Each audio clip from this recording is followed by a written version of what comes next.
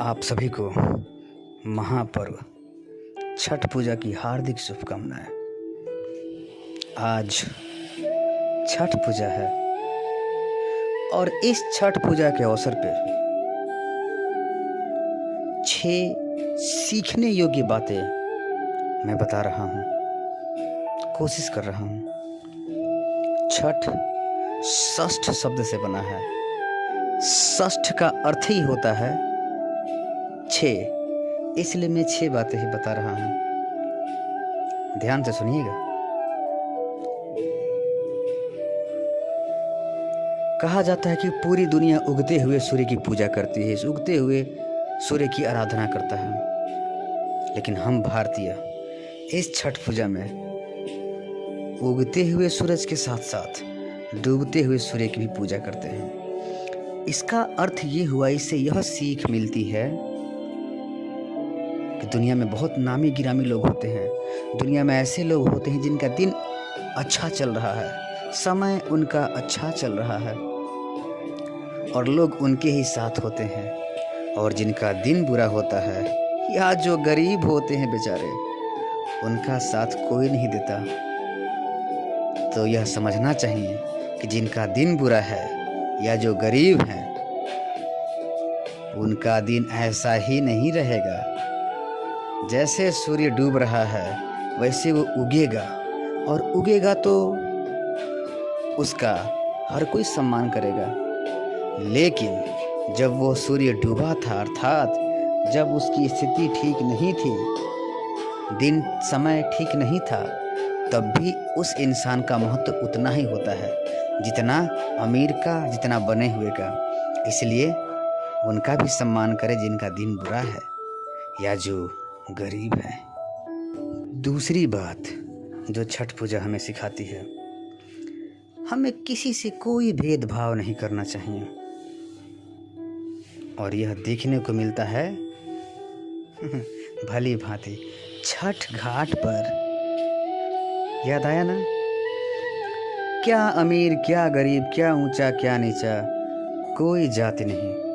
सब एक साथ एक ही घाट पे मिट्टी का बेदी बनाकर या समय के साथ सीमेंटेड बेदी बनाकर पूजा आराधना करते हैं। वहाँ पर किसी के लिए अलग से कोई व्यवस्था नहीं होती है।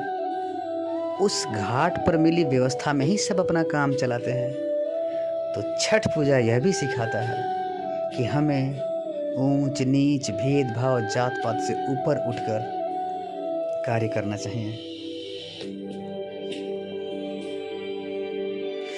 तीसरी बात जो छठ पूजा सिखाता है वो ये कि समय सबका आता है। कैसे? एक तो सूर्य जो डूबे थे वो सुबह में उगे, उनका भी समय आया। और छठ पूजा में ऐसे ऐसे फल चढ़ते हैं जो आप छठ से पहले भी नहीं देख पाते होंगे और छठ पूजा के बाद भी नहीं देख पाते होंगे, बहुत मुश्किल से। जिस नींबू को घमंड होता है आपके पाचन वाले खाद्य पदार्थों में शामिल होने का, छोटा नींबू, उस दिन उसकी पूजा नहीं होती है। लेकिन जो बड़ा नींबू, जो आप उसके अलावा किसी दिन देख नहीं पाते हैं जल्दी, या प्रयोग नहीं कर पाते हैं, उस नींबू का भी महत्व बढ़ जाता है। और ऐसे ऐसे फल दिखते हैं उसमें जो आप देखते नहीं होंगे इससे पहले। अर्थात उनका भी समय आया है। यदि आपका बुरा समय चल रहा है, यदि आपको लग रहा है कि आपको कोई महत्व नहीं देता है, धैर्य संयम बनाए रखिए। एक दिन समय ऐसा आएगा जब आपकी भी पूजा होगी, आपका भी सम्मान होगा। ठीक है? चौथी बात जो छठ पूजा सिखाती है, सहयोग की भावना। इसमें यहाँ आपने गौर किया होगा कि छठ पूजा से पहले एक परिवार दूसरे परिवार को लौकी, कद्दू और जरूरत के सामान जैसे कच्ची हल्दी, गन्ना पहुंचाता है। तो यह सिखाता है कि बस आज ही के दिन नहीं, बल्कि आवश्यकता जब भी पड़े हमें अपने पड़ोसियों का सहयोग करना चाहिए। यथासंभव जो हो सकता है उतना सहयोग करना चाहिए। तो यह भी सिखाता है छठ पूजा। और पूजा बीतने के बाद भी जो पूजा में खाद्य सामग्री यानी कि फल चढ़े होते हैं उसे भी अपने रिश्तेदारों की ओर के यहाँ पहुँचाया भी जाता है और उसी प्रसाद को पहुँचाने के बहाने रिश्तेदारी भी हो जाती है, आदमी घूम फिर के भी चला आता है। तो यह जो सहयोग की भावना है यह भी सीख आती है ये महापर्व छठ पूजा। और इसी के आधार पर जो 5वां सीख मिलता है इस पूजा से वो है एकता पर बल।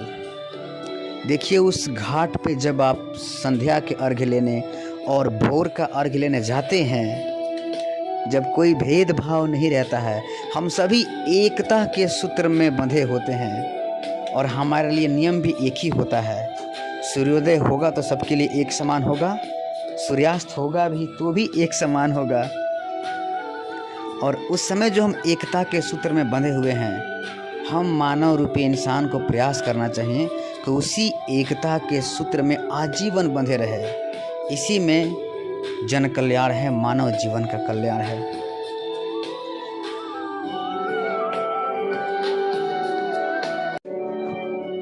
छठी और आखिरी बात जो सीखने को मिलती है इस छठ पूजा के अवसर पर वो ये कि दुख कितना भी मजबूत क्यों न हो, कितना भी घनघोर क्यों न हो, दुख के बादल छंटते जरूर हैं।